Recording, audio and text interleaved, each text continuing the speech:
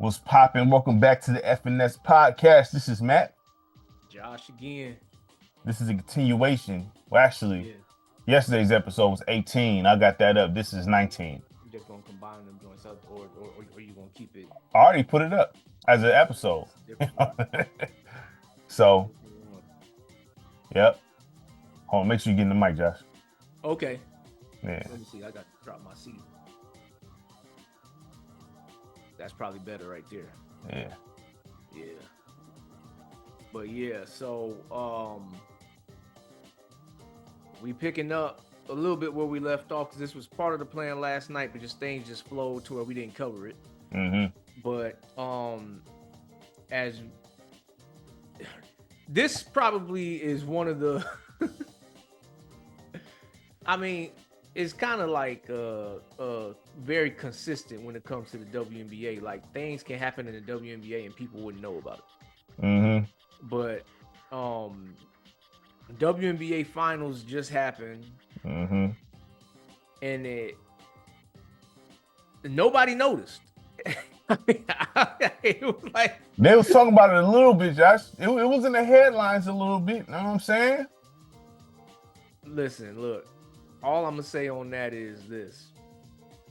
Part of the reason why that's the case is because the WNBA scheduling, they can't be the smartest people in the world. Because if you scheduling your biggest games of your season while you fighting for views and you fighting to get people to pay attention to your league, you scheduling your biggest games of your season while the MLB is having their playoffs going on. I mean, I don't know what were you thinking was going to happen with your views? Did you think that you was about to steal some of them baseball fans? I just think people got to be real here. Like, and this is not because, see, there's this pity thing when it comes. There's a pity party when it comes to the women's sports. Right. And I'm not going to use this as a woman thing because, you know, Serena Williams is one of the greatest athletes, period. Not woman, man, athlete. She's one of the greatest. You know what I'm saying? And she's a woman. So we're not doing this. It's just the fact that the league is not, I mean, they lost 40 mil still. They're still losing 40 mil after. Yeah. You know, they've been losing money for years. Clearly, the product isn't the greatest on the floor. You know what I'm saying? And it's not a great watch. And no one's going to watch the WNBA over NFL, baseball, hockey. You know what I'm saying? They're not. You know what I mean? Like, if you got the option to watch a WNBA game or a baseball game, what you watching? It depends on the severity of the games for me. For me personally. Like, if the WNBA had their finals going on when it was like game 20 of the 156 game season of baseball, then, you know, I might watch the WNBA finals just on that alone. I'm like, okay, this game's got more weight to it. You flicking back and forth, or you just sitting there watching the whole game? I mean, it really depends on them. What kind of product they put on the court is going to determine how locked in I'm going to be. Because I'm gonna tell you right now, women's college basketball, those big games have kept me glued. Like 2 years ago, when it was LSU versus Purdue for the final championship game, I was locked into that. I stayed watching that. That was some entertaining basketball. Did it translate to the WNBA for you, Josh? Did that same thing translate to the WNBA? You being glued into that, did it translate to you watching WNBA? I'm gonna be honest with you. I haven't watched one WNBA basketball. That's my point. I haven't watched one of them in there. I've kind of tried to pay attention to it with like alerts and watching a little highlights here and there, but for the most part, the WNBA, they be trying to compete with other men's sports too much, and they in over their head. The golden time for the WNBA should be the off season for all the men's sports. I mean, that's where it was at initially, but I mean, I don't know, man. It's just I think people just need to be honest and just say watching it is just not. I'm not scared to say it. Watching it is not that appealing. You know what I'm saying? I'm just be honest. Well, no, I mean, everybody makes mistakes when they play sports, but like women's mistakes versus the men's mistakes is like it's less tolerable for me because their mistakes is like you don't even look like you should be doing this kind of mistakes. I mean, at the end of the day, you know, it's not comparable. Like, it's not comparable. Now, I'm gonna give the best female basketball player I've seen play with my 2 eyes was Candace Parker, and also those chicks from the earlier WNBA was cold. I don't see that same talent from these girls. Now, maybe they coming in now. You got the Juju Smiths and all that coming in.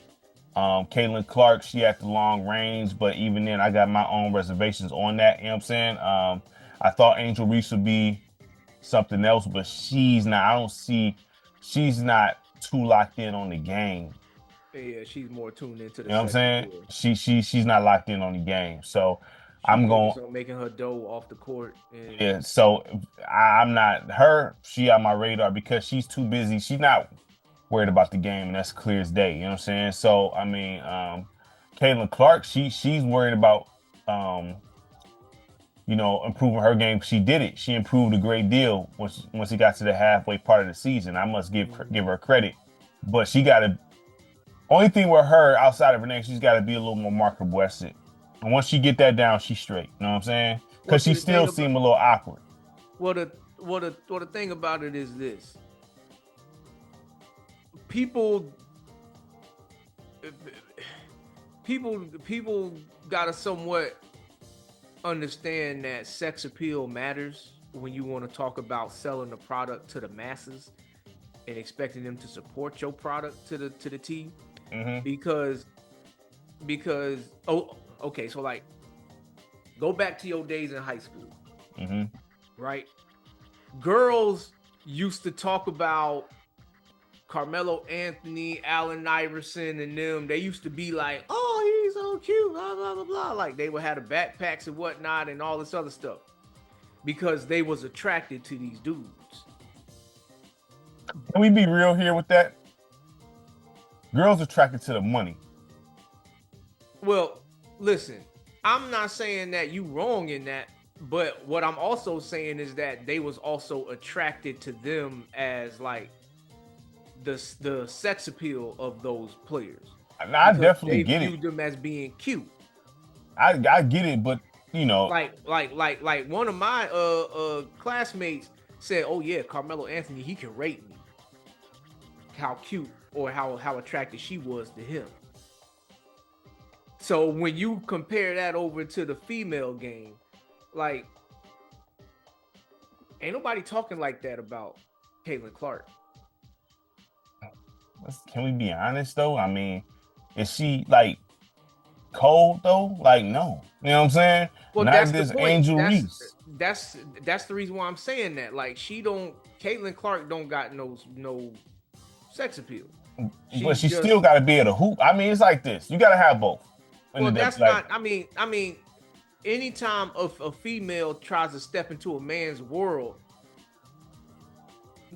for men's eyes to catch on, most men's eyes to catch on, like there still needs to be some sort of attraction there, like something that makes them look at you. Well, at the end of the day, let's be honest. Like 80% of the WNBA, if not 90, is all lesbians. Right. You know what I'm saying? So I mean, due to when you dealing with stuff like that, you dealing with cats that's overly masculine and all that. You know what I'm saying? That's not the case. See, the thing with Serena Williams, she has sex appeal. Cats was feeling her, you know what I'm saying? Straight up, due to her shape and all this stuff. And she was cold on the tennis court. Real talk. You know what I'm saying? Well, I mean, yeah. So I mean, dudes was attracted to her because she was thick, had a big booty, all that other stuff. But she was cold though. Yeah, that's fine, but the point that I'm making is like that added another layer to why people watch, or at least why men watch. Well, Because the thing with dudes is you don't necessarily got to be good. You can just be fine, and dudes gonna tune in. you got to have some type of good product on the floor, dog. I hear what you're saying, and you're right. I'm not saying that Because you're if it's wrong in just what you're like that, saying. you might as well just go watch something else that got women.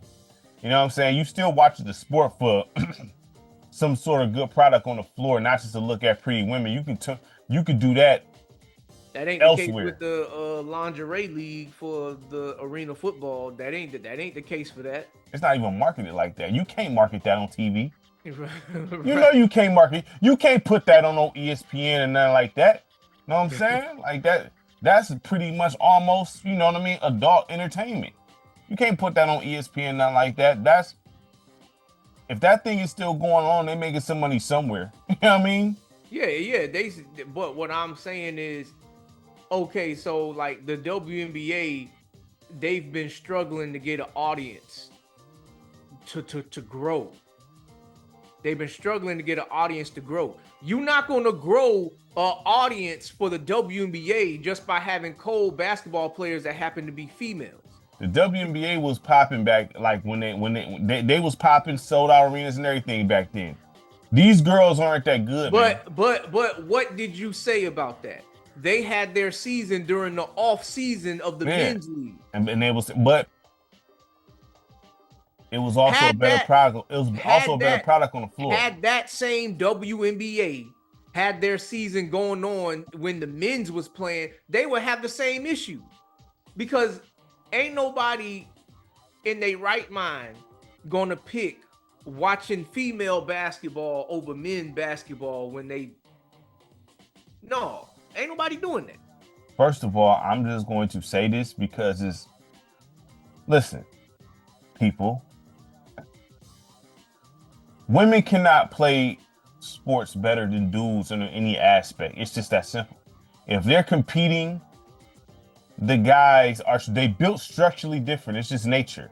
You know what I'm Right. saying? They play different. You know, it's what it is. So it's always gonna look worse. You know what I'm saying when you watch the ladies, unless you watching golf or something. It's just straight like that. You know what I'm saying? It is what it is. So But you're gonna that's watch a lesser product regardless when you watching the chicks versus the guys. It's just that simple. And the ladies get upset about it because there's no logic based in this. You know what I'm saying? Like it's just straight like that. If you watch women boxing, it's not the same. You watch women basketball, it's not the same. Even if you watch the lingerie football or whatnot, I bet you they don't throw the same. They're not moving the same. They're not cutting the same. None of it's the no, same. You know no, what I no, mean? no. It's not at the elite level to a guy. It's just And straight like that.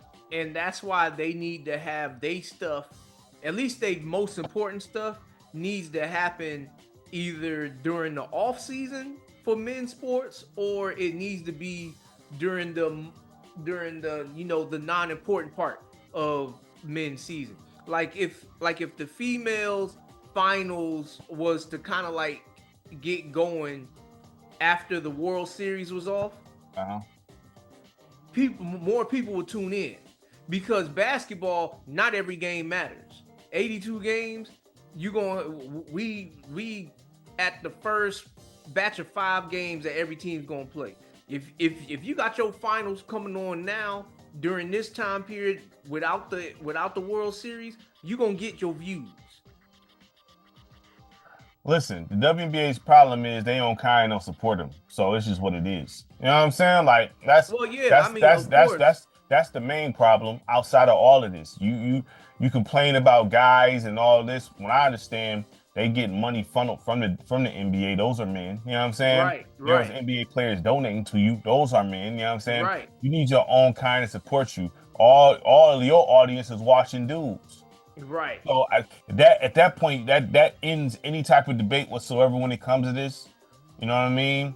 It ends it all. I don't want to hear it. If you losing 40 million, 40, I don't really want to hear it. And they was anticipating losing more, but the only reason why that deficit was not as big as they was anticipating it being was because of what Angel Reese and Caitlin Clark celebrity brought to the game. It wasn't because of how cold Angel Wilson was. It wasn't because of how cold Brianna Stewart is. It wasn't because of how cold Sue Bird or any of them, Deanna Taurasi. It ain't because of how cold they is in the WNBA world. Mm-hmm. It's because of the celebrity status that came with Angel Reese and Caitlin Clark. Well, Angel Reese gets it, like I said, but I don't think, well, like with Angel Reese, I don't know how long her career is going to be. I hope it is long, but she just seems to care about other stuff. And I'm not saying it's a Zion thing, but I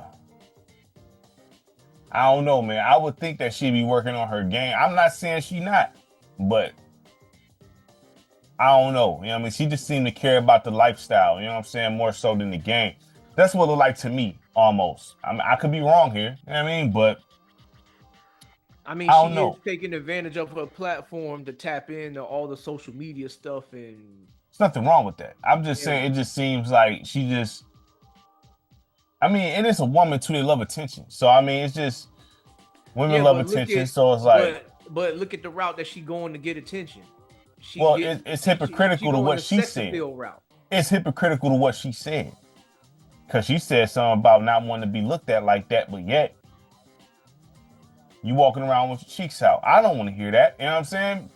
Full of crap here. You know what I mean? So when I see this, it's like, yeah, all right, man, whatever. It is what it is. It's hard for me to take you serious. You know what I'm saying? Well, and it's not a black and white thing. It's just what it is. You know what I'm saying? So, I don't know. It is what it is. Whatever. You know what I mean? Like, y'all need support from y'all own kind. Y'all own kind need to watch y'all. Right. You know what I mean? It's just straight like that. That is that simple. But I am happy that they're getting more endorsement deals. I think that's dope. You know what I'm saying? Hopefully that continues. Hopefully they don't lose any more money, because I don't root for nobody's failure. So Angel Reese officially signed that deal with Reebok, and she's supposed to be getting a shoe out of this. How many females you think gonna be walking around with them shoes? They should be walking around with them. How many females you think gonna be walking around with them? I can't say, because that's one area that Jordan got on lock. Like Jordan, he get men and women wearing his shoes. The only person I seen come close to Jordan when it come to shoes was Iverson's. That's it. That's the only person. That's the only person who rivaled him, and it was that second shoe. You know what I'm saying? That's the only person I've ever seen rival Jordan when it comes to shoes. Now, I think nowadays you see more people wearing different shoes now, though. I do see people I see a lot of people, you know, those shoes that be looking like, all of them look the same, like the Kyries, the Kobe's, the KD's. They all look the same. I see a lot of people wearing those more so. I'm not saying they're not wearing the J's, but I'm seeing those a lot more so. You know what I mean? So my thing is, what is your shoe supposed to look like? I mean, is it going to look like a basketball shoe? Is it going to be? I mean, if she's smart, she will leave the basketball shoe world alone, and she'll go to more of a feminine style heel kind of shoe. Why? She a basketball player. Because there's too much other basketball player shoes that she has to compete with. You can say that about everybody.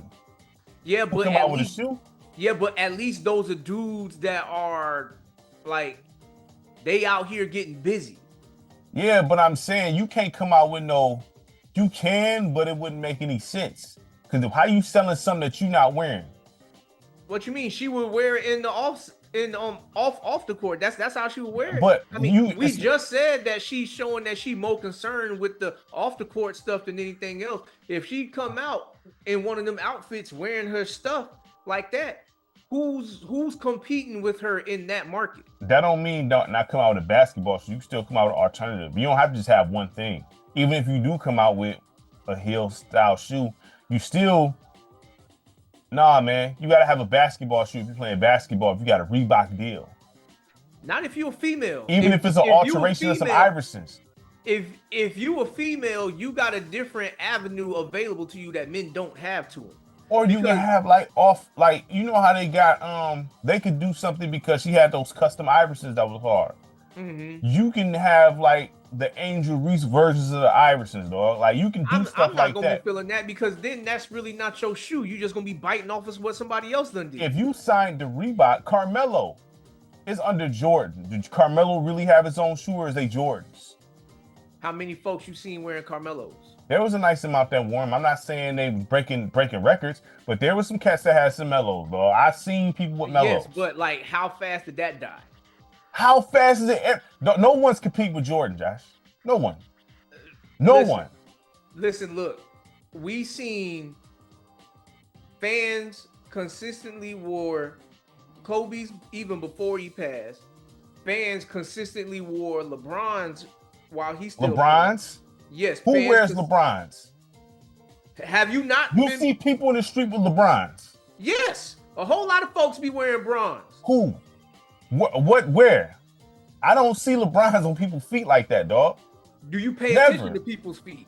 Dude, man, I see shoes. Don't nobody be wearing bronze like that, dog. They not at a high clip like that.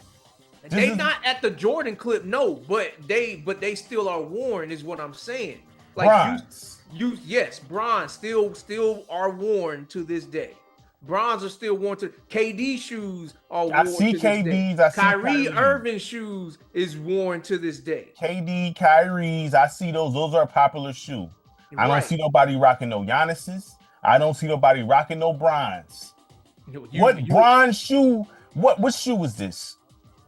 What shoe was this? Yes, which one? What shoe was this? I hope you ain't talking about that calf shoe. No, I'm not talking about the original calf shoe, but the ones that got voted the most comfortable shoe that year, those ones are being worn. And then I seen some folks have I don't know the numbers. No, I'm about to look this up because I don't keep up with the numbers. No, it's cool. I'm about to find out. It's all right because I don't see nobody with no bronze, Josh. I mean, I guess you don't pay attention. So we ain't doing that. Top shoe sales 2020. I'm gonna say 2023. But anyway, let's see.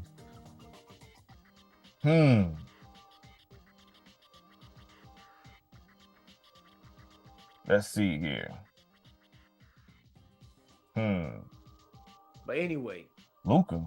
So hold on, the woman's shoe was up there last year. What shoe? Nike women's Sabrina. Sabrina what? Sabrina. I don't know her name. Let's see. Sabrina Lone Skew. I can't pronounce that, dog. Her shoe was top seller. You've seen it on people's feet? It was a top seller. But did you see Maybe you not paying attention, Josh. Same way I'm not paying attention, you not. If this was a top shoe in 2023, one of the top sellers, you wasn't paying attention just like I wasn't. Because it say the Nike Men Zoom LeBron NXXT Gen. Is that the most comfortable shoe you talking about? I don't know what number it is, but you just read what I told you. People still wear bronze shoes. Yeah, well, we both wasn't paying attention because there is a female shoe that was in the top list. So that cancels it all out. You know what I mean? Female shoe in the top list. It was, man. Nike Women's Sabrina won. That's what it is. Now, the thing with sales is Tatum's. Huh? Tatum was a top shoe. KD 16s, the Hardens. KD's Volume 7. There you go. Devin Booker's. Those was kind of hard though. I'm not gonna lie. Sabrina is the 3-point. Another female. Breonna Stewart's Pumas was popping. So you had, you know what I'm saying? Lone Skew and Breonna Stewart's shoe.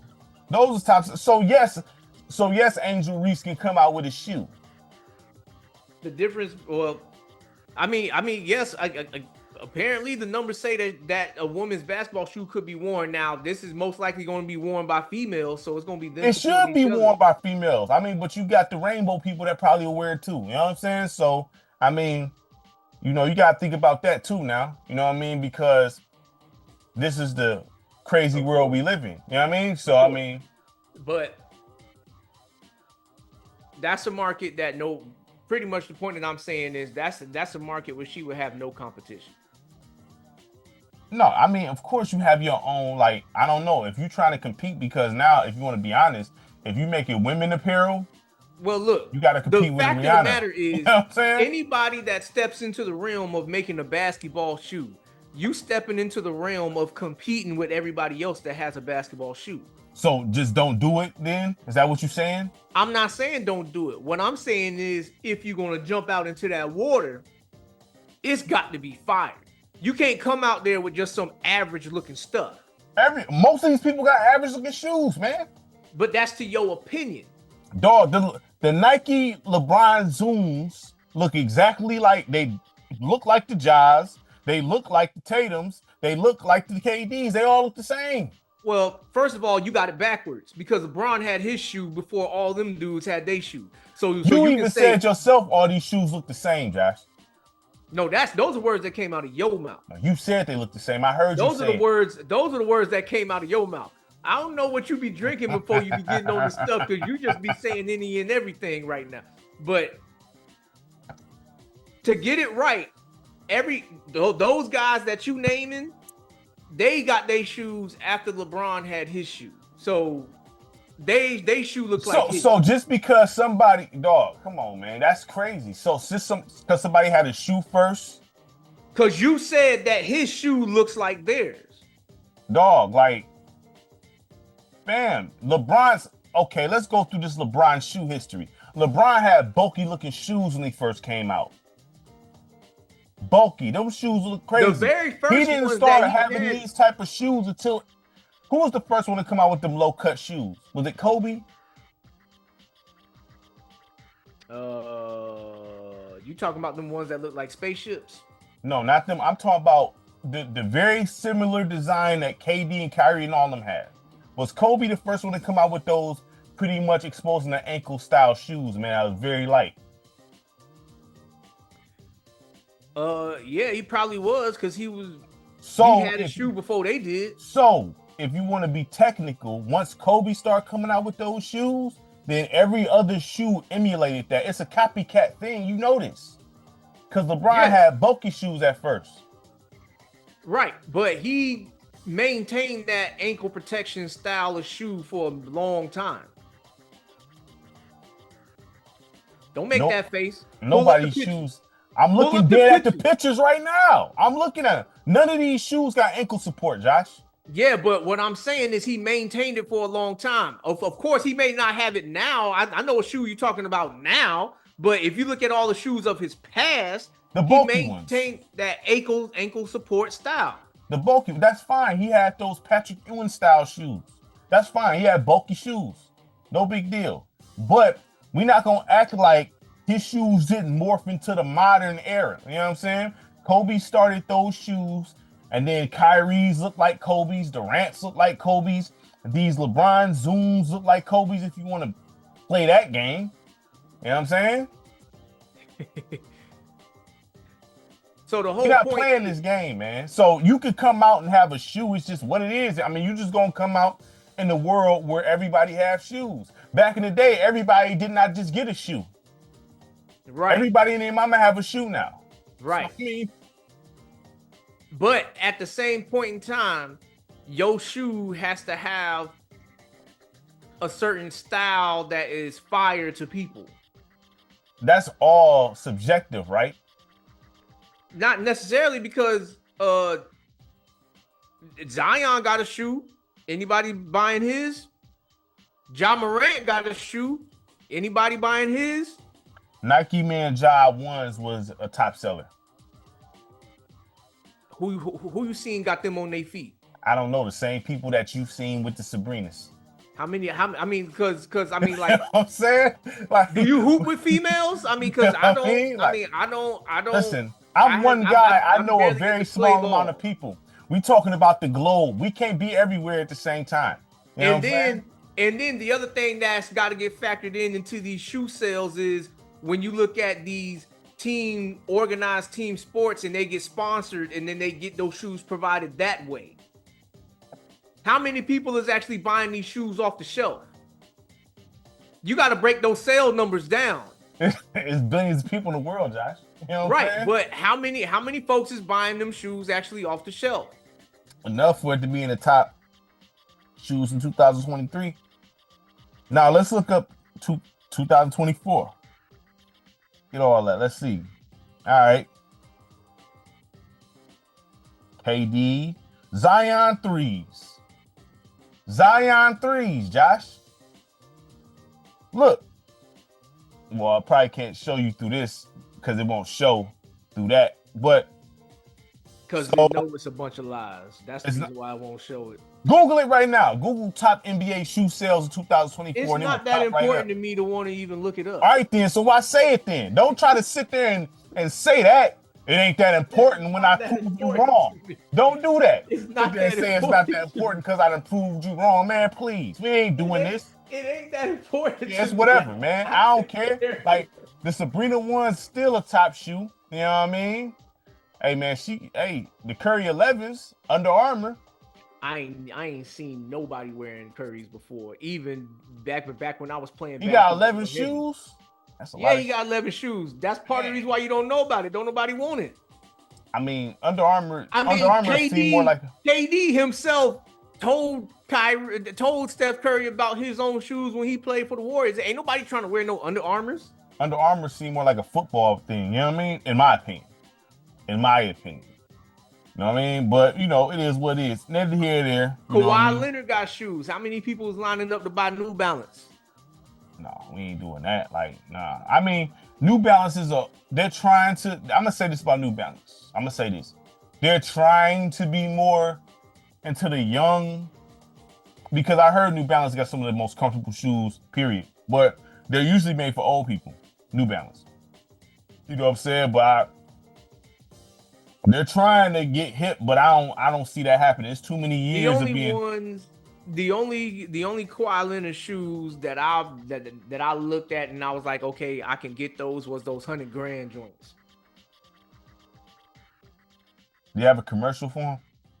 I don't think they got a commercial for them, but it's a certain color tone with the $100,000 logo on it and stuff like that. That I would have rocked with those if I would have been able to find those at the time. But now I'm no longer concerned about it because I could care less. Well, it look like some New Balance is selling some Men 2 WXY V4.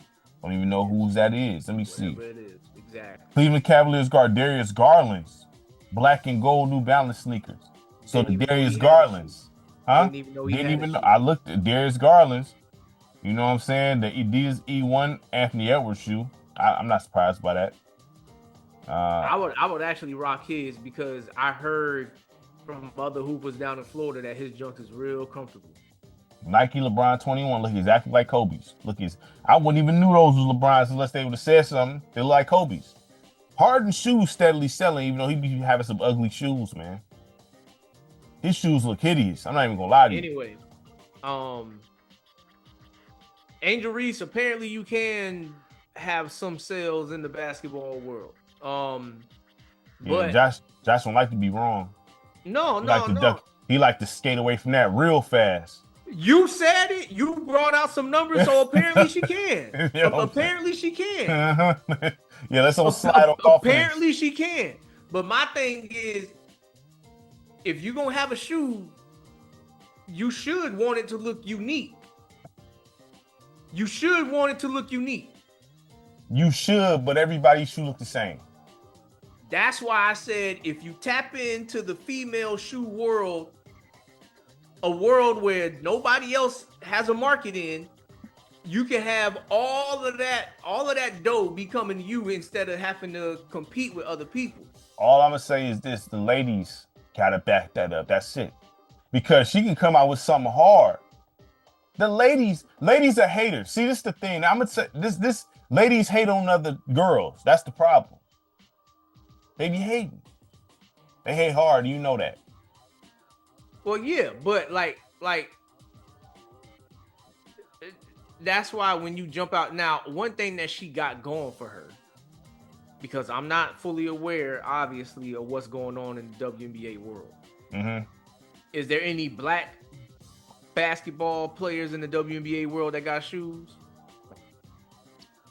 I think Aja's supposed to have either she got one coming out or You could be the first black female to have basketball shoes, and you'll get supporters alone on that. Just on that alone. I gotta look and see. I can't answer that. So I don't know if it is the case that there's nobody else that has a shoe, and you be the first black female to have shoes come out, she would get support on that alone. Yeah, she needs support from her own kind, man. I mean, that's the women's problem, point blank. It always dials back down to that. I already can see who will be the ones buying her shoe. It'd be like Sexy Red and Megan Thee Stallion and all of them. all of them would be all up on them shoes because they seem to all be on the same energy. Yeah, I mean, but they're not very. If you look. They're not very liked too much by the masses. Just because you being promoted that much, that don't mean you very. Because Sexy Red is like, you know what I mean? Megan Thee Stallion, people like, and even Angel Reese to a certain degree. But that's what I'm saying. She gonna have an audience for her stuff, and it's gonna be them ratchet girls, pretty much. I'm not saying you're wrong there. So, I'm not saying you false. I'm not saying you false. And not saying that she won't get support from her peers in college in basketball. Yeah, I mean, you that's off rip though. So I mean, you would think that would happen, but I mean, I don't know. I just think it's clear that the ladies can't come out with a basketball shoe. It's evident. But I just feel like everybody shoe look the same. So I mean, at this point, you really just buying a style of shoe. For the fact that Anthony Edwards shoes look unique like nobody else's. They Anthony look dope Edwards, to you? To me, I mean, to me, his shoes, it depends on the color scheme. Like even Donovan Mitchell's shoes. Like his shoes by themselves, they ain't the dopest in the world, but those Bel Airs, that color scheme made his shoe look dope. Damian Lillard's shoes, certain ones look unique, and then certain color schemes can make the shoes look better. I'm not going to disagree with you there. These styles have gotten less and less creative. Even you could say Jordan, he's not that creative. He releases the same shoes over and over again. But from 96, you know what I'm saying? But I mean, But what he does is he throws a different color scheme out. Color schemes do make a difference when it comes to stuff. I'm not going to sit there and lie and say, I will wear some shoes that's not all that looking if it match. You know what I'm saying? If it match real, you know what I mean? Match my outfit real dope, stuff like that. So I'm not saying you false there in that aspect. But, Jordan, he has a lot of, he re-releases the same few mainline shoes. So I'm not going to sit there and say that. And he just throws a different color out there. Right. I'm not going to sit there and say the Jordan brand is ultra creative because they're not. They be releasing stuff from the 90s and folks buy it up. So it's just, you can only do so much with these shoes. And he has so many different other shoes outside of the main ones that he actually like hooped in, like it was a big deal when they first came out, the Dub Zeros, the Wizard ones. Was it the Wizard shoe? I don't think it was the Wizards. Let me look up. I think I know something. Let me see. But yeah, I thought because them Wizards, I remember when them shoes that came out for the Wizards that had like there was a buckle on there and all that. Those kind of did a little something. I mean, it wasn't the buckle ones. Okay. But they was like the Dub Zero versions. But I know what you're talking about. I know exactly what you're talking about. I gotta remember how the shoes look. Dub Zeros. Mm-hmm. Oh yeah, these was hard. Now I did like these shoes. Right. I did. Those a lot of people did have those shoes in it. And honestly, to be real, certain color combinations of this. Right. Right. The color combination always makes a big difference. Like, you know what I mean? Like, I only really liked two Jordans, to be honest with you. I think it was the Jordan 12s. I love those shoes. The Jordan 12s, and I believe they may have been the 13s. No, one of the 13s. So it would have been the 11s. The 11s and the 12s. I love those shoes. Right.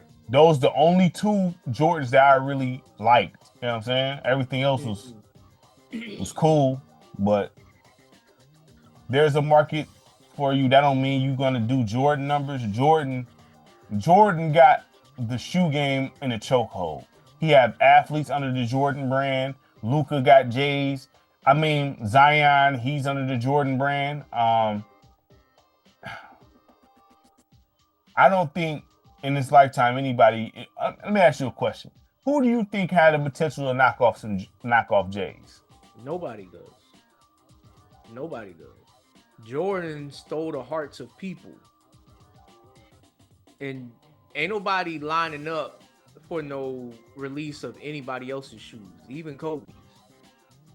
There's no chance at all. Nobody's waiting in the parking lot 6 hours before the store opens to be first in line to make sure they get a pair of whatever shoes is outside of Jordans. They still doing that? Yeah, they still do that. Ain't nobody else's shoes boosting the crime rate. You know what I'm saying? Ain't nobody else's shoes boosting the crime rate. Jordan shoes for decades have been getting folks killed. Yeah, I mean, you know. Heard there was conspiracy behind that, but you know that they do that intentionally. You know what I'm saying? They don't make that many enough. They don't make that many just so it can be, you know, chaos and pandemonium. I can see that being the case. I wouldn't get it. I wouldn't put it past him to do that because he seems to do things that shows that he really only cares about himself. It's a lot of people out here, but then, you know, that's a whole lot of people out here that move like that. So, you know that, right? So it is what it is. But that's a discussion for a whole nother day. Maybe that's a group discussion there. The selfishness of people. I don't know. But anyway, I guess since we veered way off track already to start, but supposed to get the referees, man. We didn't even get to what we were supposed to get to first. Oh, you talking about that foul call? Yeah, the foul call that was a controversial call that essentially ushered the win for the New York, was it the Liberty? Is that what they call it? Liberty? Yeah. So I seen the play. I didn't think it was a foul at all. It wasn't a foul. It wasn't. But I mean, we see calls like that in the NBA all the time. So right. So what's the? You know what I mean, what's the difference? So you know, like, it's another instance where the referees doing their job poorly or not being good at doing their job cost the team that was really deserving to win a win. So let me ask you this question. Because if it was that close, right? You cleared the team that was quote unquote deserving to win. Why was it that close then? For it to boil down to that? Because I know you've heard things to the point to say where folks say, if you lose a game off a bad call, that means you weren't playing that well to begin with. I mean, there could be some truth to that, but that's also a little ignorant to a fact that the other team could be good too. I'm just saying what the saying be.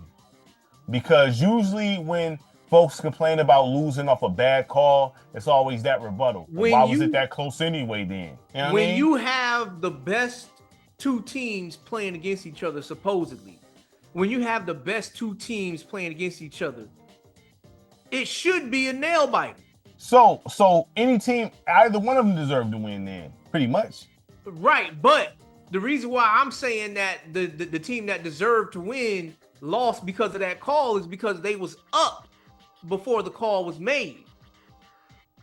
This call happened with seconds left to go on the clock, like tenths of a second left to go on the clock, I think it was. Mm-hmm. That's when this call happened. So the game pretty much should have been a wrap. But then that call gave them the opportunity to shoot free throws to take the lead without the other team having a chance to do anything to take the lead back. Well, I'm not going to say you wrong in that sense. So I'm going to say that I'm going to ask this because referees, what's wrong with you? Dog tripping. I'm not going to say you false in that aspect. I'm going to ask this because I've said this before, right? If they had, certain cameras, cameras wrapped all the way around, things like that, and detect fouls, would you rather have it robots detecting fouls or humans? I'd rather have whatever is necessary for when a player commits a foul gets called, versus you being like, oh, well, we're not going to call that in this moment, even though it is a foul. Like, I can't stand that explanation on things. I hear you. Yeah, you don't call that foul in this situation. Why not? It's a foul. But that wasn't a foul, though. Right, exactly. So that was not, you know what I mean? That don't apply here. That wasn't a foul. So my thing is, you should have, coaches should be able to, kind of like how the NFL has challenges and things of that nature. The NBA got challenges now too, but they should be able to challenge a ref calling a bad call. They can. You only can do it a certain amount of times, just like the NFL. Because if they did that, the game would be 4 hours, dog. You know that. It'd be 4 hours.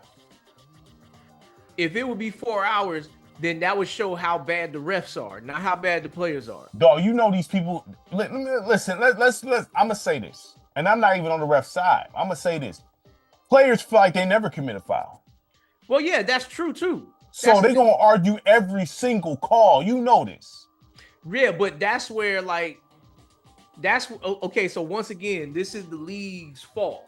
They made the bed that they sleep in, because once you allowed Michael Jordan to get away with mouthing off at the refs instead of just taking the call for what it is or just taking it for what it is, then you open the door for everybody else to do it after him.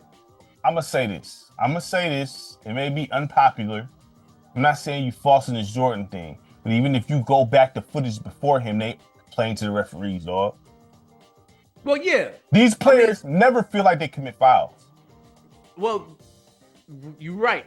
And the thing is, you as a league need to come down on players about that. Like, okay, the more y'all chirp, the more you get fined. Hit them in the pocket. I mean, yeah, I hear you, but I'm just saying, like, it's not just a Jordan problem. It's just period. You know what I'm saying? But it got heavily emphasized when he came in because he was the first very marketable player. I hear you. All I'm saying is this. That's because he's, like you said, he's the marketing guy, so you're going to see it. But if you look at a game thoroughly and just watch the referees, every single player complains. Right. You call a foul on a player, they're like, huh? Talking crazy. All the way back from the 70s on up. It don't matter. You know what I'm saying? They all, if you play basketball on the street, you call a foul on somebody. They don't think they fouled you. Right. So if you allow them to challenge every single play, the game will never end, dog. Which is why it might need to be robots. I'm not against robots, but see, now we digging into a deeper issue, which is the politics. Because we're not gonna act like these referees don't be trying to steer stuff in different directions. You know what I'm saying? I mean, well, we We already know that know that. happens. We already know that's the case. So I mean, but now with the robots, I'm be honest, they can tweak the AI in that. So if they really want things to go in a different direction, it can go in wherever direction, whether it's robots or humans. It can go in any direction they want to because they can, okay, this team, we gonna make sure it's more so sensitive to their contact versus them. Yeah, you absolutely right. You absolutely right. So pretty much what you're saying then is there's no fix for this. No, unless they plan on the up and up. You know what I'm saying? But are they ever planning on the up and up? I mean, you know what these players are doing. You know what I'm saying? They ain't never playing. I ain't even just the players. It's just, the league and then the gambling and all that stuff. They're never playing on the up and up. You know what I'm saying? And even when it comes to the finals, right? Because you got people that sometimes break the code. They don't want certain teams in the finals. Sometimes them manipulating things don't work. When the Bucks went to the finals, they didn't want that. Who the Giannis and them play in the finals? Phoenix. Wasn't that one of the least watched finals? I don't know because that was the first finals after the COVID. Okay. That was the first finals after the COVID. I remember when the Nets and the Spurs in the finals, I know they didn't want that. Right. The Pistons and the Spurs, I know they didn't want that. Remember they was trying to make it to where Brooklyn and LA got to the finals. That didn't work. Your man's Dwight Howard messed up the Kobe and LeBron finals, which would have probably been one of the most viewed finals in the world. I mean, ever. I mean, if LeBron and Kobe played in the finals that year when they was doing the puppets, you know they was trying to make that happen. And that would have ended. I mean, either way, the results would have been the same because Bron's team compared to Kobe's team, it was so night and day, tilted in one direction.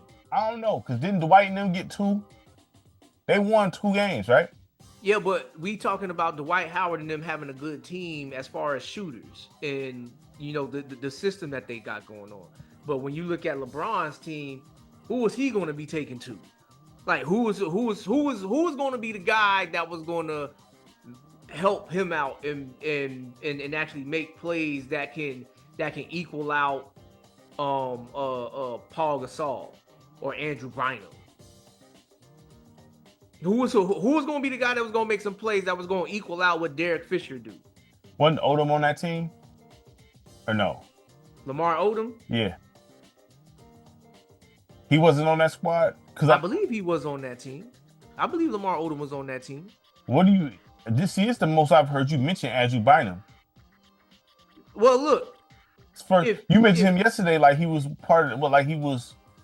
He was like on that. Both of those championship teams that Kobe won after Shaq. What do you feel? So wait a minute. I don't want you feeling like I'm saying something out of pocket here. Andrew Bynum was an all-star. I could have sworn. He was an all-star one of them years. He was an all-star. That go by votes. I'm not saying he didn't deserve it. I'm just saying I think Andrew Bynum was straight. What do you think of Andrew Bynum as a center? He's like very mechanical looking. Because you didn't have glowing reviews back then, you know what I'm saying, when I spoke on him. So I'm just saying, for you to be mentioning him now. Andrew Bynum, like I said, Andrew Bynum to me, he's not the funnest guy to watch play basketball. Like he's very mechanical looking. Like was he good? That's what I'm asking you. Yeah, he was good. It was just when he got hurt, whatever injury that he was dealing with from that Lakers trade to Philly that followed him over there, and then you had that picture with him with the permed out fro. Mm-hmm. Like whatever that injury was, like it was like he never saw the floor again. Well, from what I understand with Andrew Bynum, because I was looking up something, it's like the Amari Stoudemire situation. Coming out, they knew his career wasn't going to be long anyway. because his knee and all that was getting worse and worse and worse and worse, and they knew that they just let it rock out until same thing with Amari Stoudemire. Remember when Amari Stoudemire got traded to the Knicks, and then Stephen A was like, "My sources tell me he only got like 3 years left." They didn't put that out there. He said that, and it ended up being true. So I mean, they be knowing about look at Kawhi. They know about them injuries. They just not saying nothing. So I mean, Bynum always had problems like with his knee. You know what I'm saying? So he wasn't gonna have a long career anyway. But I'm just saying, like, you never spoken that highly of Andrew Bynum that when I'm not speaking highly of him. I'm just saying what he was. Because you saying he part of a three-headed monster. That was a three-headed monster. Kobe with 2 all-star 7-footers. The results would have been the same. The results would have been the same. There was nothing that LeBron was going to be able to do against them 3 cats rolling out there with Anderson Varejao.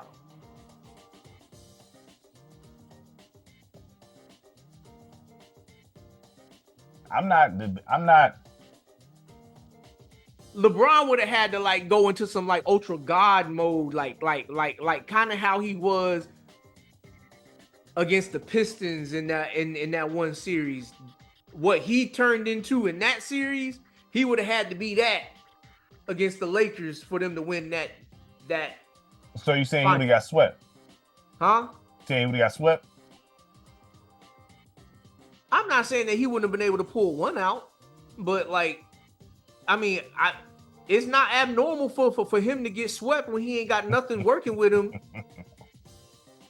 You know, I mean, think about it. His very first time going to the finals, played against the three-headed monster of the Spurs, got swept. Who did he have as a second person to score? For him to get there with that team was impressive.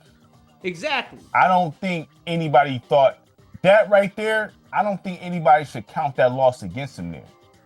Well, you know, people gonna always count that. Able to do with that at all. People gonna count those losses against them just because this goes up on the record. Yeah. Oh, he got swept 3 times. No, that Spurs loss, dog. First of all, anybody in the East, I don't think anybody in the East was beating the Spurs. So there wasn't nothing happening there. And then you got, you know, not the second time, or the third time. It was that fourth time. That fourth time back around with Cleveland when it was Cleveland versus Golden State. Mm-hmm. All them times straight. Like that fourth time when like after Kyrie left and Kevin Love was still hurt and whatnot. Mm-hmm.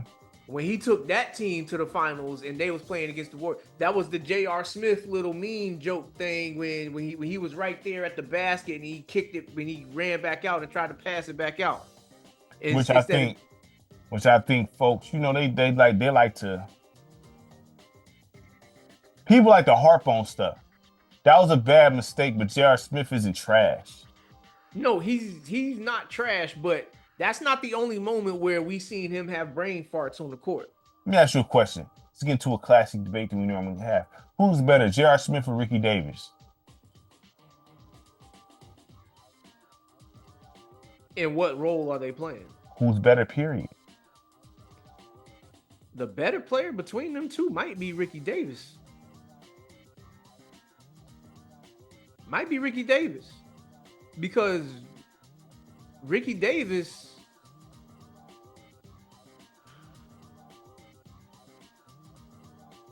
because J.R. Smith, he relied more, I think, on his athleticism, like his vertical jumping and stuff like that. Based on their two careers. Based on their two careers, J.R. Smith never was first, second, or third option kind of player. He was always the role player kind of guy. Ricky Davis too. Ricky Davis at one point in time on that Cavs team before LeBron got there, wasn't he like number one option? He's there with Darius Miles. No, Him, Darius Miles. I wouldn't say he's number one over Darius Miles. Okay, number 2 option. J.R. Smith was never that. Never. Let me ask you this, because I don't know if we ever talked about this on the show. That team with the Cleveland. Which one? The one where Brian was wearing the ones. He was a point guard when it was Brian, Coach Paul Silas, Brian, Ricky Davis, Darius Miles, Boozer, and Ogaskins. Do you think that if they would have stayed together, how many championships do you think they would have got? Had that team would have been able to stay together, they would have been able to eventually win at least one. At least one. No, I agree. That was a scary looking team, dog. At least one. Nobody was under 6'6", I don't think. See, but this is the issue when, you know, players that's already in the league, when they see what's coming after them, and then they like start getting this pride above them, because Darius Miles' best years, wasn't it with the Clippers? Yes, he was all right with Portland though. He wasn't bad in Portland. I remember him and Melo had that shootout game. You know what I'm saying? Where he was doing his thing with Portland now. Right.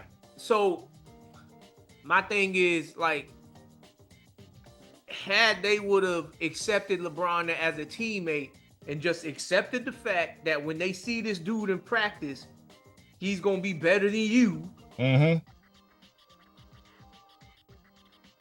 They could have probably done something. I think they regret that though.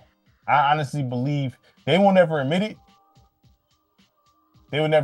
But I believe they probably regret, because that would have extended their career. LeBron running the ones, that would have extended their career. Not only go ahead. Not only would it have extended their career, but it would have got them paid. And they would have got a ring out of it. They would have got. I almost feel like Paul Silas, underrated coach.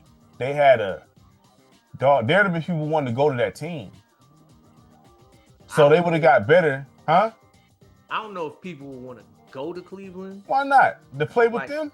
Like not no star caliber players would probably want to do that. I'm talking about role players, like, because they already had the stars there. Like, you got Brian there, right?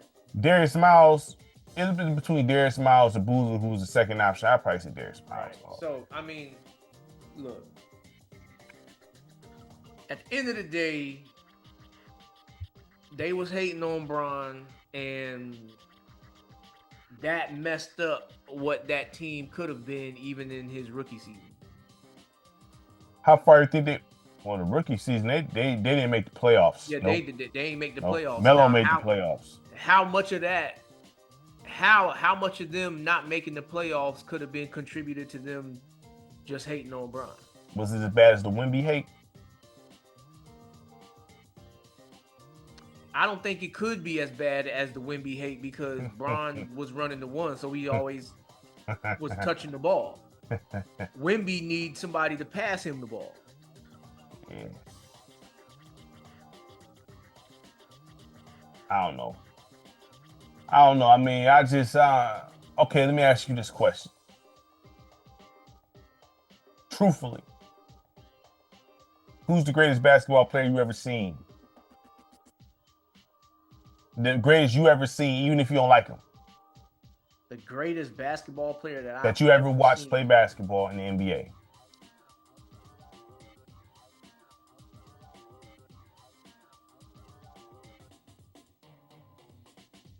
I don't personally think there is a greatest that I've ever seen. I'll say that there's been great players and players that are great for specific situations and for specific times and eras of the league.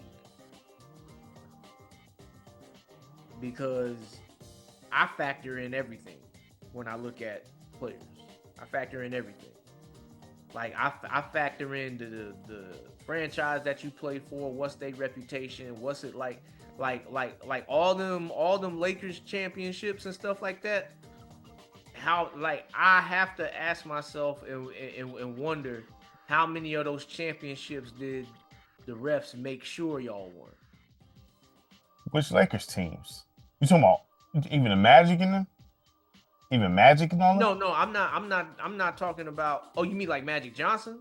Yeah. No. I'm not talking about them per se, because like their talent versus majority of the league, like they was head and shoulders above majority of the league. Like the only team that was getting with them was the Boston Celtics. When they win it, when it was Minneapolis as well. Minneapolis Lakers. I believe they was popping in.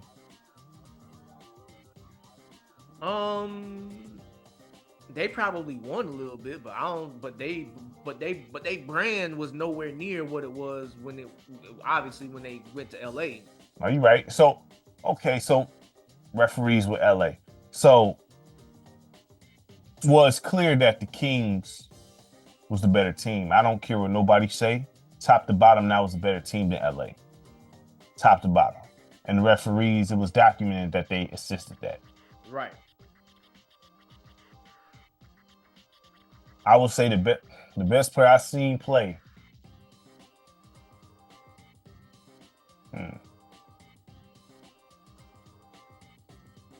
That's tough. I mean, like it's hard to say it because there's so many factors that go into what would make a player that. Like, are you going to exit out certain things just to make this player stand up above, or are you going to put everything out there?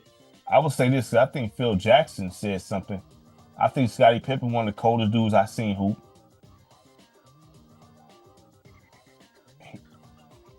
His game was, I mean, he can play defense. He can play point guard if necessary. He can distribute. He can rebound if he needs to. Scottie Pippen had all the tools. Hence why he was still effective when he was in Portland. Right. You know what I'm saying? Even in Houston, I mean, he was somewhat effective. And he even still went back to the Bulls after that. I don't know if anybody remember that when he actually went back to the Bulls. I think Tyson Chandler was still over there when he had went back for a little bit. So I don't know. I think, I'm going to say this. The guys I like, I think Lamar Odom was underrated as far as playing basketball. I think he was nice. So I think the style of the rules that the NBA allows has a lot to do with the answer to those questions, because there's certain things that happened back then that's not allowed now versus same thing vice versa. How about LeBron? Do you think the way he played basketball, is that a way you would teach someone how to play basketball? Like, who would you, if you want to teach somebody the game of basketball, and if you could choose one player to have him watch, say if you had a son, and this is who you need to watch to learn the game, who is this guy? That depends on what their body frame is gonna be like. Like if they end up being a little guy, then I'm gonna tell him, I'm gonna be like, okay, look, to be honest with you, you gonna get hated on the court just because you're gonna be smaller than everybody. That don't mean that you can't be impactful. So study Muggsy Bogues' defense. Look at Jason Kidd's passing ability. Look at the IQ of Bron James and Chris Paul and Rajon Rondo. See how they get everybody in order. See how they do things. I'm not just going to pick one player for them because they can pull so many different nuggets from certain players. Mm-hmm. Look at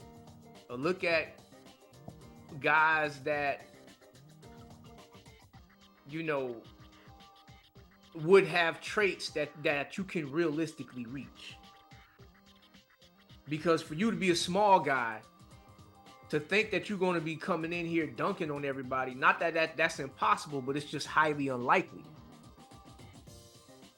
So I'm not going to have you looking at Air Jordan. I'm not going to have you looking at Ja Morant. I'm not going to have you. I'm not going to have you looking at those guys or studying those guys because they have an aspect to their game that you might not ever have. Okay, so all right.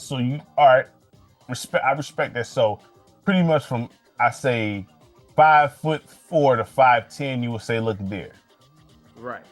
So let's say if your kid was 6 foot to 6'4", who is he looking at?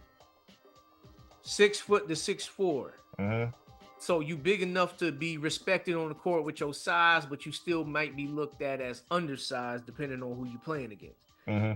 So I'm telling that kid, go look at Monte Ellis. See how he was effective in transition. See how he attacked the basket and his ability to finish in traffic. Look at a guy like Kyrie Irving. Look at how he keeps the ball pretty much under control under all circumstances. Then you have to be able to shoot. So I'm looking at those guys and I'm pulling up early Russell Westbrook. How Russell Westbrook used to always be in transition and he would pull up in the middle of transition, like at that free throw line and shoot that jumper. Mm-hmm. I don't know why he stopped doing that, but he used to always just be like going full speed, looking like in transition, and then he'll just pull up in the mid-range. Those kind of nuggets that you can have that can get you an easy 10 points a game. Telling them, why would you shoot that?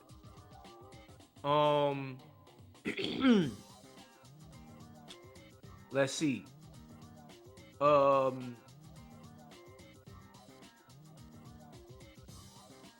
guy like John Wall, if you have that, ability to turn your speed on and off, those are going to be things that's going to be precious to your game.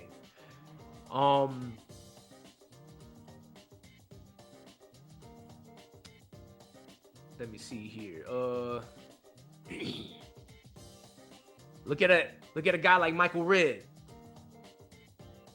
Like his ability to shoot the rock and whatnot.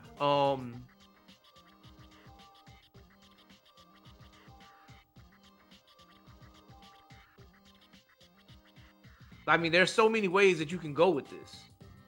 Okay. 6'5" to 6'7". 6'5", 6'7". Or you can go up to 6'8", because once you could have a two guard that's about 6'8".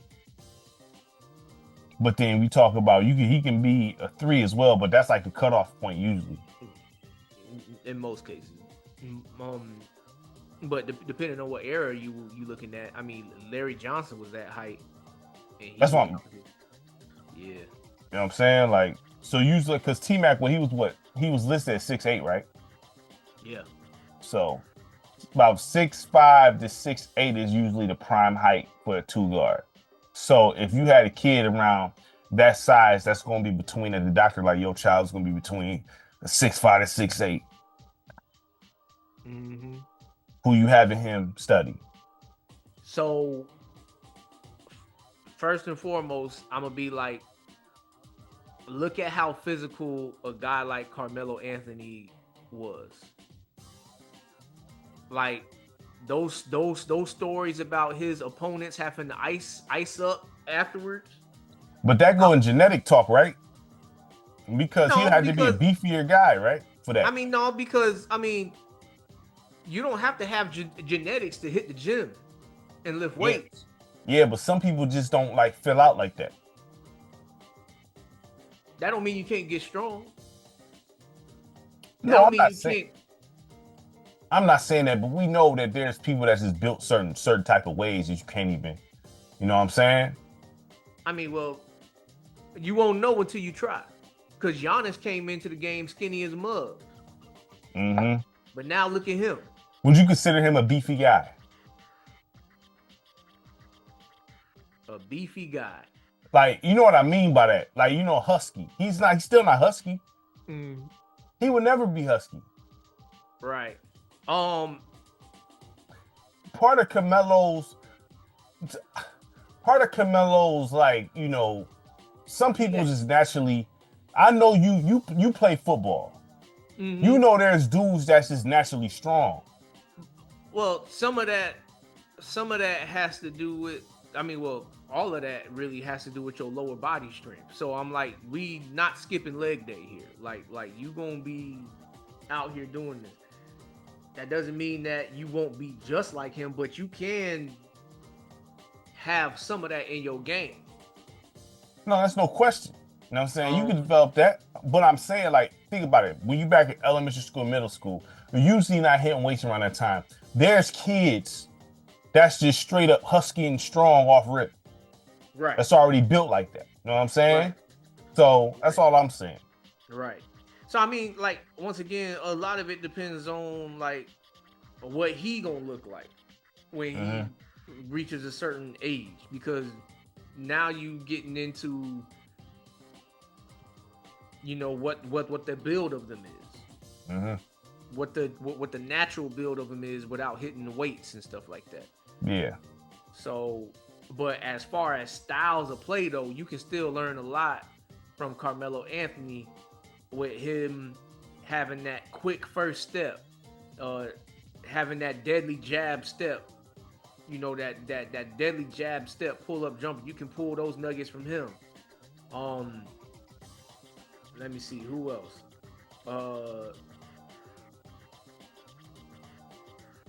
Let's see here.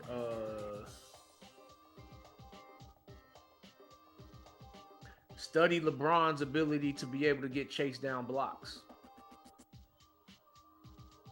How LeBron learned the art of timing when people is going up, when they not expecting him to come around. Those are plays that you can make.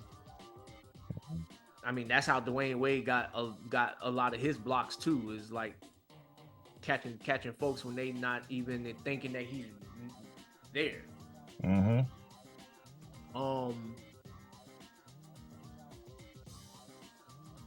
If you end up being lengthy, learn to play the passing lanes and use your length to your advantage. Defense, use your length to your advantage, because your length will make plays for you.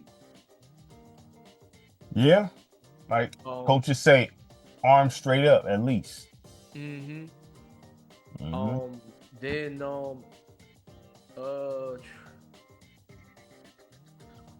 You still need to learn how to have control over the ball with ball handling. So like Tracy McGrady, he had good ball handling too. Mm-hmm. Grant Hill is a guy that could handle the ball well enough to where you ain't got to be like concerned about him dribbling out there. I mean, ultimately, any player that's going to be in the range of playing the 1 through the 3, mm-hmm. you're going to get some ball handling skills, because you're going to need them. Yeah, I mean, that definitely takes you over the... You have to... I mean, I feel like, personally, in my opinion, this is my opinion, I feel like everybody should be able to dribble the ball. Like, that's me, though, because... I just don't like the fact that certain big men can't dribble at all whatsoever. They can't even, remotely dribble. You know what I'm saying? They can only, back down and dribble with it. If you look at those European dudes, they usually could take you off the dribble. Right. But not to say that they can't become still a threat to that, because Al Jefferson can't dribble. No, but he was okay. Let's say this. He was elite down low. He's he's probably one of the greatest down low players I've ever seen. And I'm talking about Kevin McHale and all that.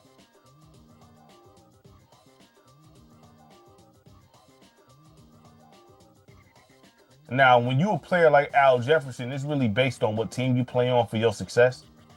You know what I'm saying? You have to play because he's not going to lead a team to no title.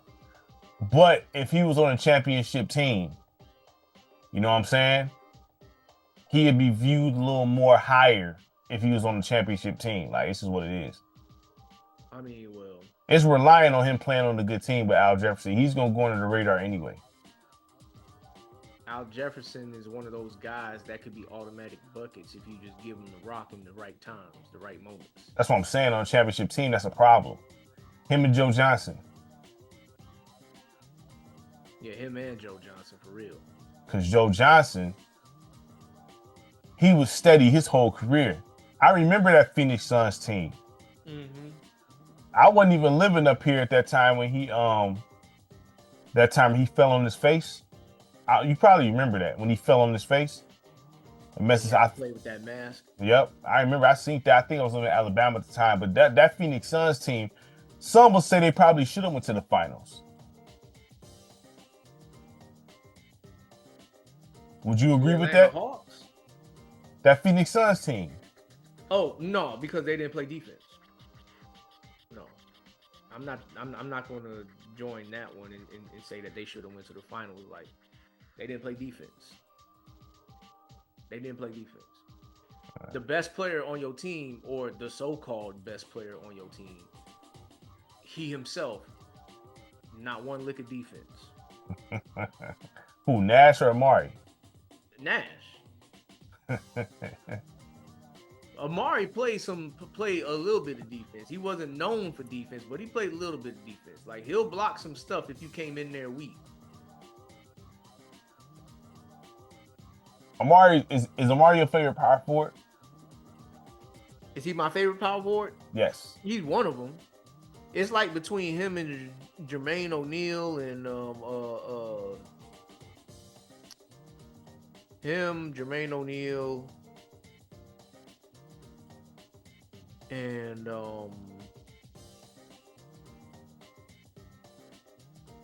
I'll keep it locked right there. Him and Jermaine O'Neal. J.O. Jermaine O'Neal is very underrated, in my opinion. That's just my opinion. I think he was actually cold. Actually, I think he had just about as much talent as he played in the era where all the force was cold almost. Right. He played defense. He had offense in his game. He could compete with the best of them. Like, he can even have some matchups where he would win those matchups. Jermaine, I mean, he went to the how many times he never went to the final. He wasn't. No, you're right. Because I'm thinking of that Pacers team that went to the finals with Jalen Rose and them, which I keep forgetting they went to the finals. Let's see here. So I'm about to start asking you some football questions, cuz. So if Josh had you a son, said, I want to play football, and he want to be a quarterback, who are you going to have him study? I know who your favorite is, but who would you have him study? Would it be your favorite? Why not? Study him. That's the definition of proper footwork, standing in the pocket, staying in the pocket, and learning how to go through your reads in a fast enough pace to where you can read the field, know what's happening before it's coming, and all this other stuff, like being able to play mind games with the defense, like all of that stuff, like is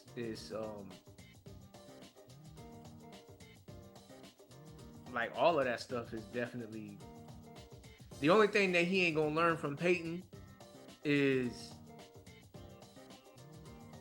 how to throw on the run. That's something you can take. Well, who's really good at throwing on the run though, for real? Rodgers, Mahomes, you got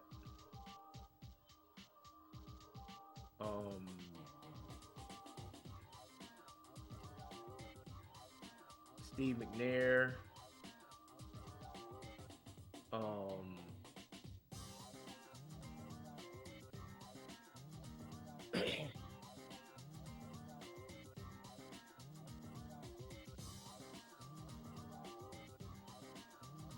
mean, Is Cordell Stewart not good at throwing on the run? Michael Vick throwing on the run. Cordell Stewart was good at throwing on the run. He's just not one of the first names that you think of because you automatically normally want to think about the elite dudes. The elite dudes is the first ones that come in your mind. So, you know, those guys. But I would teach my son to don't be reliant on your legs to make plays for you if you want to play that position. That should be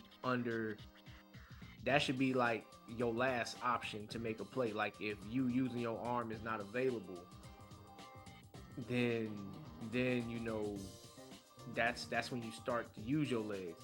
Now, if he's like special with his like speed or something like that, then I would tell him, okay, you need to incorporate this in your game. Like you need to have like the moment that you see a lane open when it's like first down and whatnot, the moment that you see a lane open up,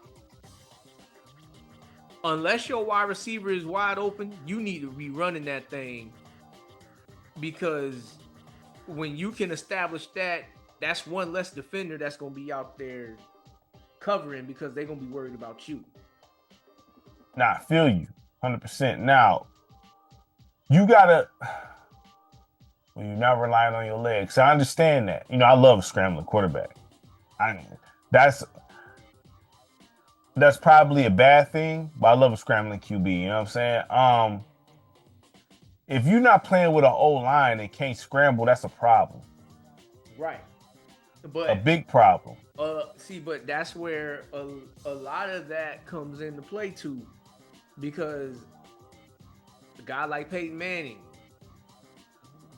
those guys, they will set the protections, identifying the mic, identifying the blitzer. Offensive lineman, the center normally does that too. Like he'll identify who needs to block who, but a lot of times too, that falls on the quarterback. You need to set your protections. Know your audibles. Know your hot routes. Know where to go when there's a blitz coming. Know where to go, and practice the ability to throw the ball under duress. All right. What's your opinion on Johnny Unitas? They got a championship. No, what's your opinion on him as a QB though? I mean, he's good. He's good. Is he one of the first guys you're gonna think of? No. Because he's not gonna get, like, he's not gonna be on that same level as some of these other guys, because a whole lot of these other guys, they were the most impactful players. Like, he's not even on the Lamar Jackson level. Dang. That's not a bad thing though, because Lamar Jackson right now, he's like, ever since he came into the league, he's made his presence felt because of his ability to run. Now, ideally, you want him to be able to have that same presence with his arm, but ever since he's came into the league, like, you felt like, okay, well, we need to keep him contained or something like that, because if we don't keep him contained, then, you know, things can go left real quick. But you got folks questioning if he ever even gonna get a championship.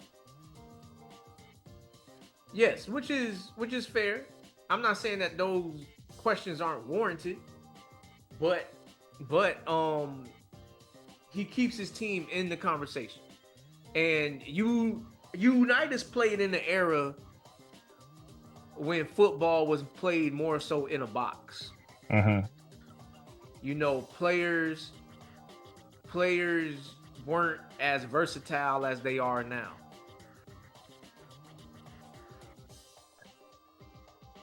So would you say Dante Culpepper, was he better than Dante Culpepper?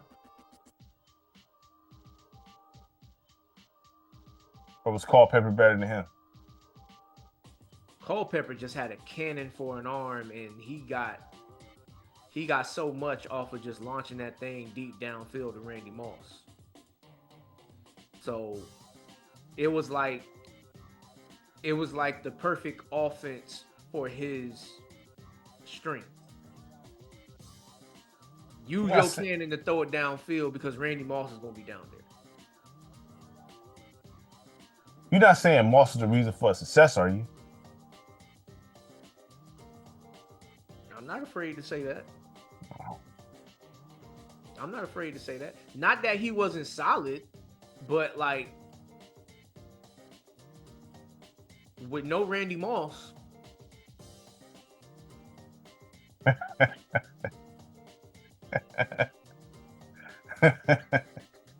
I mean, Chris Carter was dope. But when Randy Moss came into the game, Chris Carter had to take a back seat to him. I mean, it's just one of those things where you just acknowledge who's better than you. Okay, so when you speak of Moss, right? It's like on some Dwayne Wade talking about LeBron stuff. Like we're gonna go as far as he takes us. Okay, so we talk about receivers. I think of these receivers. So I always hear these names. So you got Terrell Owens, Jerry Rice, Randy Moss, and I hear Megatron's name get thrown in there. You know what I'm saying? But I don't feel like he got the longevity like that. Even though I'm a Lions fan, I'm objective with it. But people throw him in there, right? So if you got your team right, you only got the money to sign one of these guys, and you got a, I guess you say, solid quarterback. You choose between Jerry Rice, Randy Moss, Terrell Owens, or Megatron. Who's the signing? Jerry Rice. Rice? Yeah, Jerry Rice. Jerry Rice. Like, you talking about the work ethic that you need from your leader. Like Jerry Rice, when he was playing late into his 30s. Raiders Rice. Like, you talking about somebody who had workouts at that age that the 20-year-olds couldn't keep up with. That's love of the game right there, though. You know what I'm saying? Right. So I mean, that goes into what we were saying yesterday. There's that a little bit of psycho that exists. So Jerry Rice is the undisputed greatest wide receiver ever, right? I mean, that's the popular opinion. Is it undisputed? Can it be somebody else? I mean, some people gonna feel it can be somebody else, which is, you know, I can't knock him for saying somebody else, but Jerry Rice, when they say route God, like, there's no route that he can't run. Is Moss more talented than him?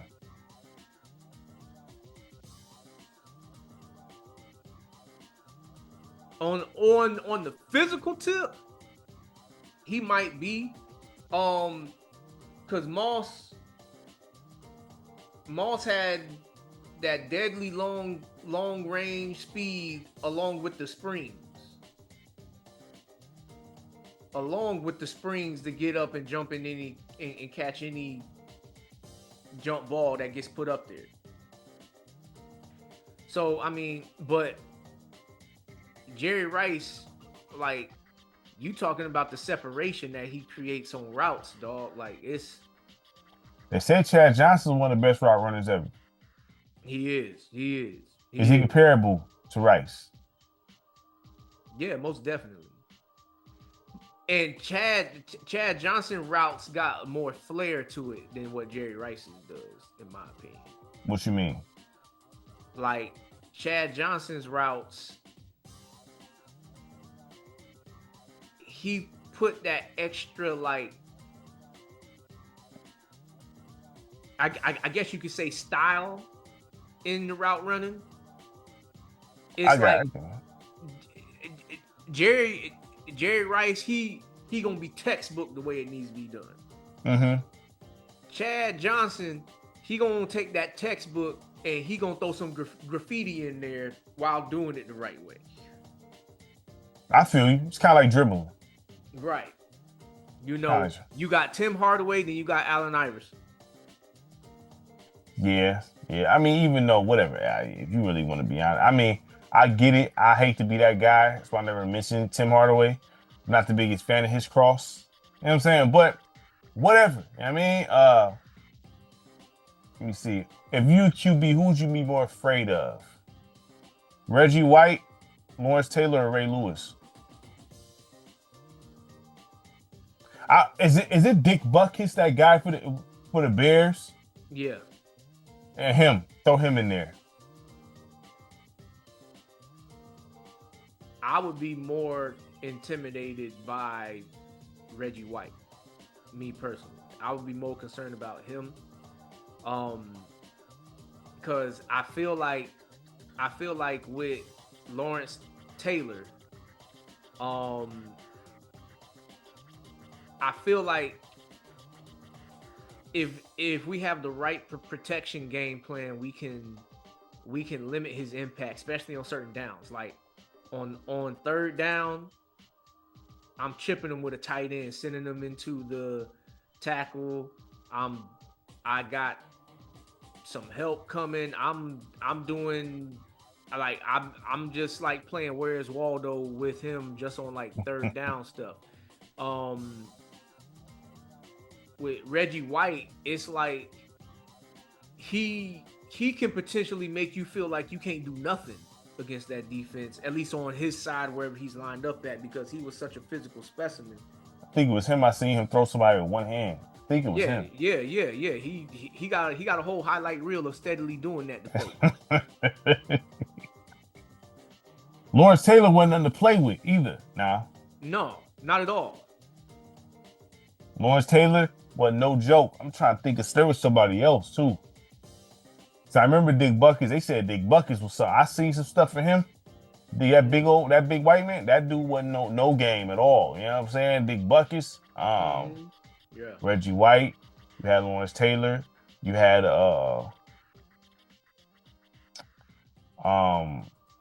Ray Lewis. What's your thoughts on Warren Sapp though in that group? Warren Sapp, he kind of like changed the game up a little bit to be a defensive tackle that can move that fast. Because Warren Sapp, he ran track in high school. Oh, did he? I didn't know that. Yeah. Warren Sapp ran track in high school down in the pocket. So this is a big dude that can move.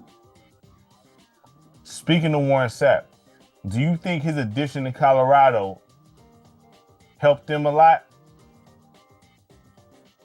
That's hard to say, because anytime you pairing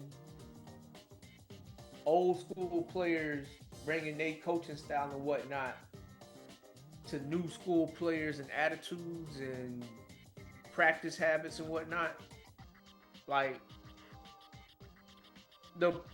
a lot of the times I think the problem with old school players and coaches is that they only know how to teach one way and they don't know how to adjust to teach other people of a different era. Because that's the challenge that coaches deal with today. You got to be able to teach these new school players on how they understand.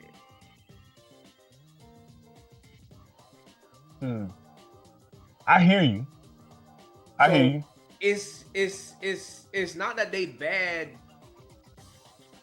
coaches per se, but their coaching style is probably more catered to the past.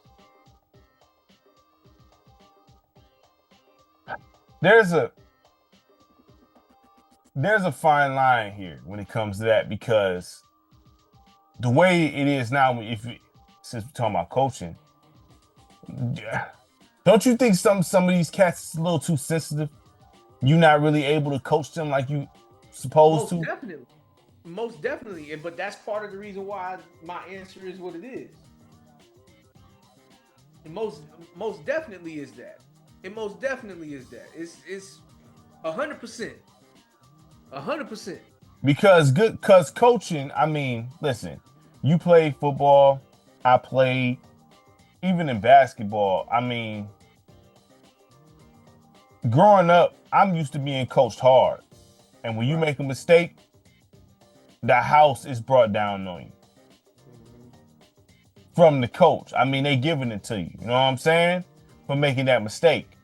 Right. You know, there's no holding hands in this situation here. You know what I mean? Uh-huh. So, I mean, I don't know. I mean, I'm not saying you got to be Bobby Knight or nothing like that. I'm just saying, like, I don't know. I mean, I feel Yeah, like you got to be able to, huh? these kids nowadays, I don't think they can handle that. I don't think they can handle unless they coming like straight from the streets. I don't think they can handle that.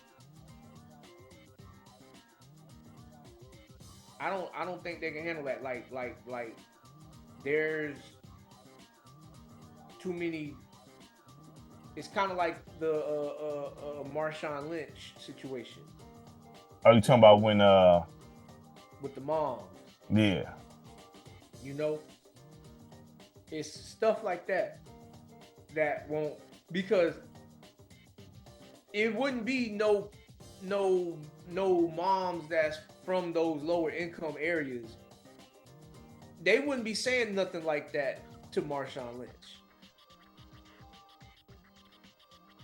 I mean, like, that whole situation was ridiculous in my opinion, but I mean, because football, listen, if you look at any training camp, and I mean any training camp, any practice, I'm talking about from little leagues, high school, college, there's no good language going on in them situations.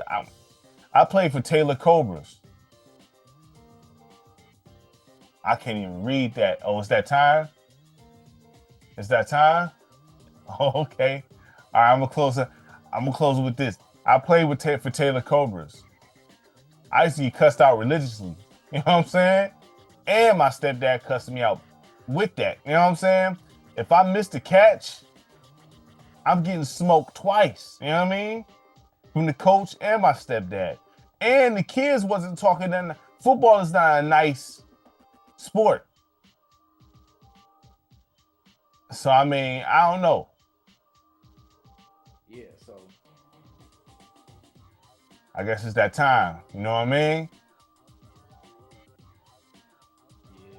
I was just getting heated up with the questions. You know what I'm saying? Yep. Yep. But apparently, I guess I'm too loud. Oh, for real? It's either I'm too loud, I got the volume up too high, whatever. Dang, Braun done caught like fire. Real? Hold on. Let me see something. Braun, They playing this late. It's like 12:30. well, they playing against Sacramento. You know the West Oh, Coast game don't start till 10:30. I thought the games was off. You know what I'm saying?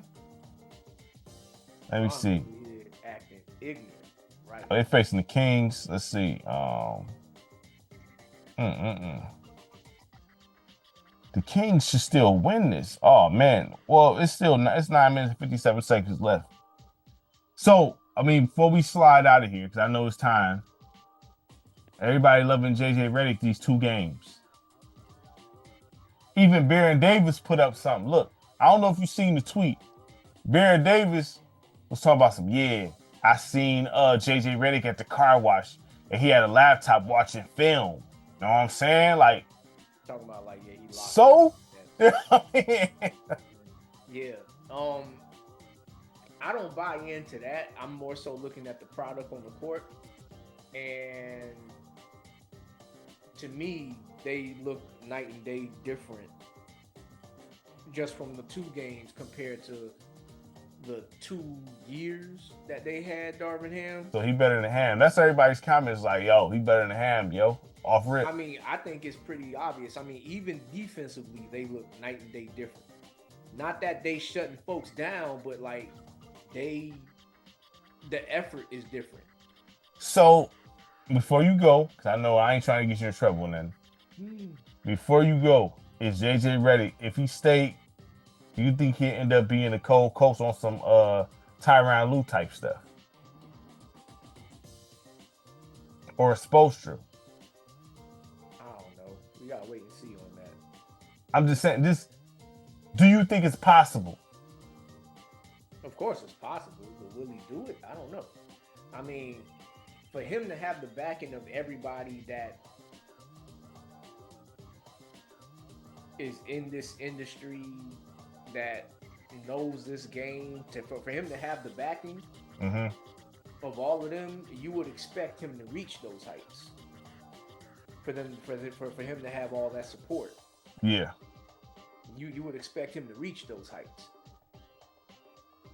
If he turns out to be Luke Walton with the clipboard.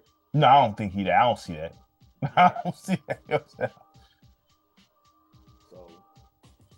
Well, guess that would conclude this. I guess. Yeah.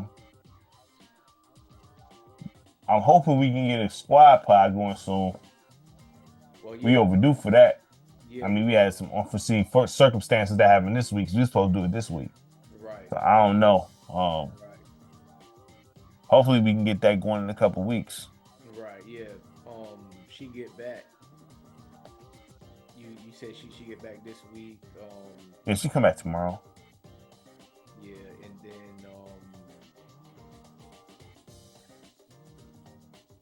I don't know what plans are for the weekend, but maybe that's a next weekend kind of thing. I don't know. Yeah, we can see what's up. Are you interested in doing a cruise boat podcast? I thought that's what we was going to do. I thought we was going to do one while we on the middle of the boat. I'm bringing the stuff. I'm just asking. You know what I'm saying? Like, I'm bringing my stuff. I mean, I'm just making sure. You know what I'm saying? So I definitely want to do that. That's going to be cold, in my opinion. Right. You know I'm saying? Yeah, because at nighttime we'll be able to find our own spot out there on the deck. Yep. And we'll be able to do it. Yep, that sounds like something cool. So I'm gonna bring it. I just want to make sure because I don't know if everybody we on vacation, none of that. You know what I mean? Like I'm bringing it. So I mean, but yep. So I guess that concludes this show. You know what I'm saying? That was pretty much a continuation of yesterday. We'll see what happened. What? Bron is out here acting the fool, like he pulling up in front of folks' face, letting it fly. I mean, we just talked about how it went up 108 to 97. They're about to say, G, this is the only thing I don't like, right? They're going, let's say the Lakers go 10-1, right? They're going to say JJ Redick the next Phil Jackson. Mark my words. You know what I'm saying? Mark my words. Because they already put up that stat talking about the Lakers, this is the first time they went 2-0 since so-and-so. I'm like, come on, man. Here we go with this, you know what I mean? But that's why I said, like,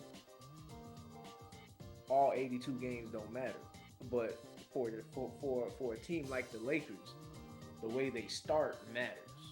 Yeah. Because the way they've been the last couple of years, like having that dog fight from the middle to the end of the season to make the playoffs. Yeah. For them, this a good start matters. So yeah, the way they playing right now, it's just the fact that I'm seeing things that they doing, especially defensively. Like defensively is the main way that post stands out to me, but there was things that teams used to do easy against the Lakers that they're actually contesting now. Man, you talking like they contended, but we'll let that rock. Well, I'm standing on what I said from the jump. This is a playoff roster. I'm gonna stand on that, and I'm gonna stay 10 toes on that. This is a playoff roster, and Darvin Ham, to me, It's like Is he that bad of a coach? For real? for for them, maybe, yeah. For them, yeah, he was. Now, would he be that same coach if he was coaching Washington, Charlotte, Washington, Charlotte, Utah? Probably not. I mean, because then expectation doesn't come with him right away. Do you feel like the Bucks have the worst coaching staff? No, That's the joke. no. I feel like Doc Rivers is a good coach. He just catches flack for essentially, players not being able to perform.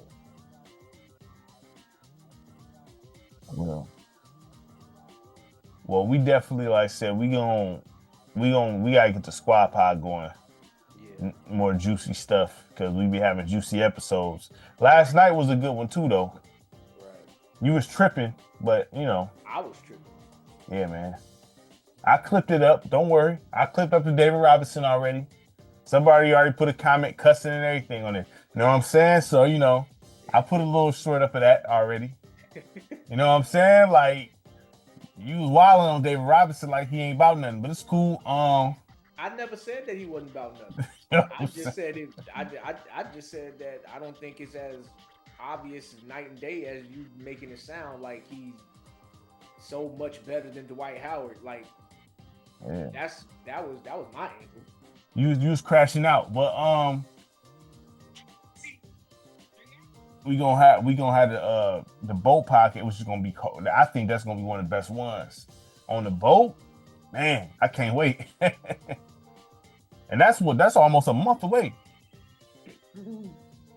Yeah. So we gotta link up before that. I just gotta figure out when. I gotta see, everything gotta fall in line. Yeah. Y'all gotta come through here and whatnot. So